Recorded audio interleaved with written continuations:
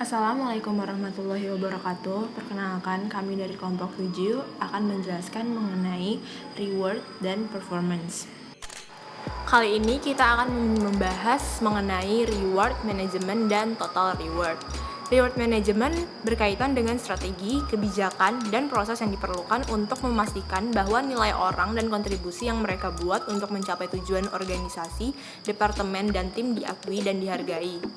Sedangkan untuk pengertian total reward adalah total imbalan yang mencakup segala sesuatu yang menurut karyawan bernilai karena hubungan kerja. Elemen-elemen yang membentuk paket total reward sendiri yaitu seperti gaji pokok, opsi saham, asuransi kesehatan, tunjangan kesehatan gigi dan penglihatan, iuran pensiun, asuransi jiwa, cuti dibayar, dan lain-lain. Subpokok selanjutnya yaitu membahas mengenai karakteristik dari reward. Karakteristik pokok dari reward yang baik yaitu menunjukkan penghargaan kepada karyawan atas produktivitas yang dilakukan karyawan. Yang selanjutnya harus dapat dipakai untuk mencapai tujuan produktivitas karyawan secara layak. Serta reward yang diperoleh karyawan paling sedikit harus seimbang dengan biaya produksi terendah. Selanjutnya kita akan membahas mengenai karakteristik dari reward management itu sendiri. Karakteristik yang pertama yaitu reward management and people. Yang kedua ada a stakeholder approach atau pendekatan stakeholder. Yang ketiga ada integrated reward management atau manajemen reward yang terintegrasi. Yang keempat ada strategic reward management atau manajemen reward strategis. Dan terakhir yang kelima ada evidence-based reward management atau manajemen reward berbasis bukti.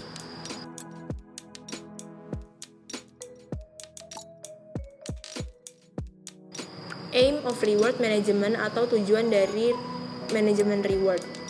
Tujuan dari pengelolaan sistem reward di dalam sebuah organisasi adalah untuk menarik dan mempertahankan sumber daya manusia.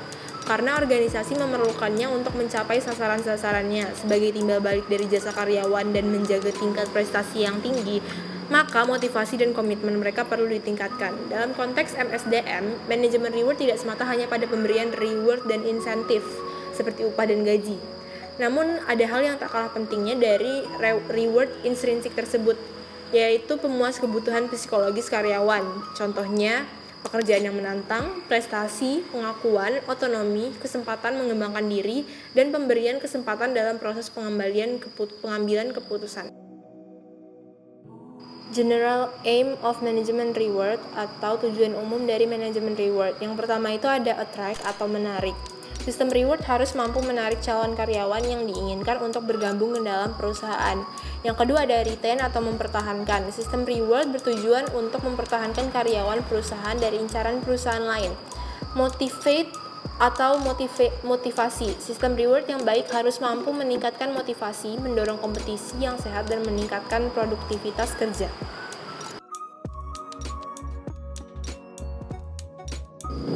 Specific aim of management reward atau tujuan khusus dari adanya manajemen reward. Yang pertama, mendukung pencapaian tujuan bisnis melalui kinerja yang tinggi.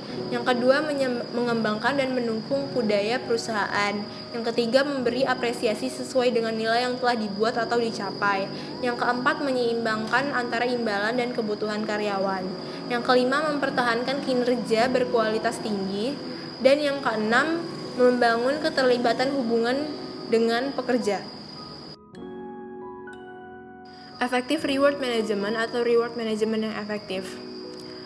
Menurut Irianto, terdapat kriteria-kriteria yang mendasari organisasi dalam menilai sebuah keberhasilan suatu sistem. Yang pertama, mendukung pencapaian tujuan-tujuan organisasi. Yang kedua, sesuai dengan dan mendukung strategi dan struktur organisasi. Yang ketiga, menarik dan dapat mempertahankan individu yang berkompeten sesuai dengan standar keahlian yang ditetapkan. Yang keempat, menetapkan spektrum yang lebih luas atas perilaku tugas atau task behavior yang diinginkan dari seluruh anggota organisasi. Yang kelima, merefleksikan ekuitas bagi seluruh anggota organisasi. Yang keenam, dapat mencapai kelima kriteria tersebut dengan biaya yang proporsional sesuai dengan kondisi keuangan internal. Yang keenam, dapat mencapai keenam kriteria tersebut di atas dalam kondisi dengan menggunakan pembiayaan yang paling efektif. Elemen dari total reward.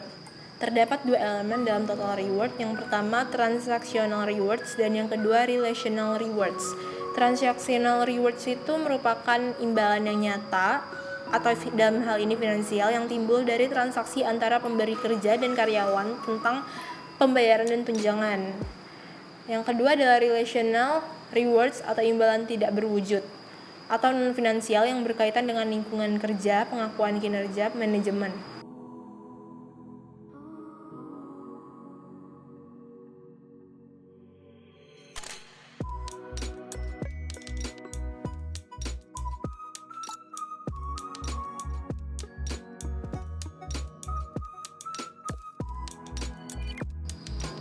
Model of total rewards. Terdapat 5 model untuk menentukan total rewards. Yang pertama, model Tower Perrin, yang kedua World at Work, yang ketiga Zingham and Scalper, yang keempat Hay Group, dan yang kelima IDS. Model total rewards menurut Tower Perrin. Model ini ditunjukkan pada bagian di samping dengan matriks 4 kuadran. 2 kuadran atas yaitu gaji atau tunjangan mewakili imbalan transaksional atau nyata. Sebaliknya, imbalan non-finansial atau relasional atau tidak berwujud diwakili dalam 2 kuadran yang lebih rendah, tidak dapat ditiru begitu mudah dan karenanya dapat menciptakan sumber daya manusia dan keuntungan proses manusia. Menurut World at Work, 5 elemen total imbalan dalam model 2006 adalah kompensasi, manfaat, keseimbangan kerja, hidup, kinerja dan pengakuan, dan peluang pengembangan dan karir. Ini dipengaruhi oleh lingkungan eksternal, pengalaman kerja, budaya organisasi, dan strategi bisnis dan SDM. 5 elemen gabungan memfasilitasi ketertarikan, motivasi, dan retensi karyawan yang meningkatkan kepuasan dan keterlibatan serta dampaknya terhadap kinerja dan hasil bisnis. Sedangkan menurut Zingham and Schuster, model total rewards menyatakan total reward sebagai 4 komponen yang saling terkait dan terkait langsung seperti yang ditunjukkan pada gambar di bawah ini. Terdapat elemen yaitu individual growth, total pay, compelling future, dan positive workplace. Model yang keempat yaitu menurut Hay Group. Kerangkanya atau frameworknya bisa dilihat pada gambar di bawah ini. Total reward itu terdiri dari guaranteed cash, annual variable, long term incentive, benefits, dan intangible reward. Sedangkan total model reward menurut IDS, mereka menempatkan bayaran dan manfaat sebagai jantung dari total reward modelnya. Dan dalam tingkat yang semakin tidak kasat mata, menambah pengembangan pribadi, kemajuan karir, keseimbangan kerja kehidupan, serta lingkungan dan budaya.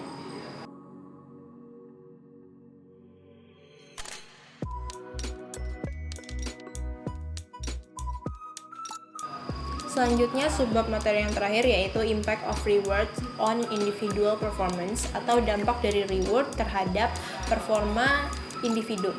Bagaimana reward berdampak pada kinerja? Reward memberikan dampak positif secara keseluruhan pada kinerja ketika berkontribusi pada pengembangan budaya kinerja tinggi, di mana nilai-nilai, norma, dan praktik sumber daya manusia dari suatu organisasi bergabung untuk menciptakan iklim di mana pencapaian kinerja tinggi adalah suatu jalan hidup. Penghargaan ekstrinsik atau extrinsic reward dapat digunakan sebagai motivator untuk meningkatkan kinerja. Meskipun secara umum diterima bahwa penghargaan ekstrinsik dapat memiliki efek langsung dan dalam keadaan yang tepat efek tersebut akan kuat pada motivasi dan kinerja, penghargaan intrinsik dapat memiliki efek yang lebih dalam dan lebih tahan lama. Orang dapat termotivasi untuk mencapai tujuan tertentu dan akan puas jika mereka mencapai tujuan ini melalui peningkatan kinerja. Mereka mungkin lebih puas jika mereka kemudian dihargai oleh pengakuan ekstrinsik tersebut.